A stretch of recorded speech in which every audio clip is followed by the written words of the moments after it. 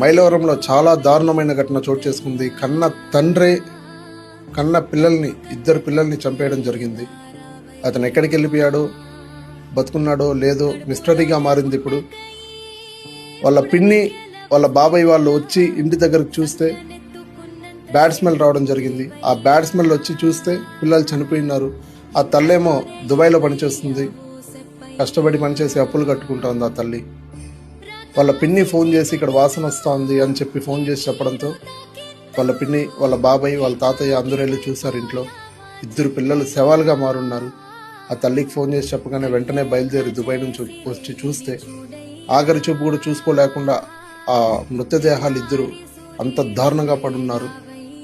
అసలు గుర్తుపట్టలేని స్థితిలో పడున్నారు ఆ ఇద్దరు పిల్లలు. ముఖమంతా కుళ్ళిపోయి ఈ ఇష్యూ వాసన వస్తూ ఉంది ఇక్కడ అని గుర్తుపెట్టి అక్కడికి వెళ్ళి చూస్తే ఇద్దరు పిల్లలు చనిపోయి ఉన్నారు. అదే చూడకుండా ఉండింటే ఇంకా ఎన్ని రోజులు అయిండేదో పిల్లల్ని గుర్తుపట్టేకి. ఆ తల్లి ఆవేదన, కడుపు కోత అంతా ఇంత కాదు. ఒకసారి వీడియో మీకు ప్లే చేస్తాను, చూడండి. ఆ తల్లి పడే ఘోష అంతా ఇంత కాదు.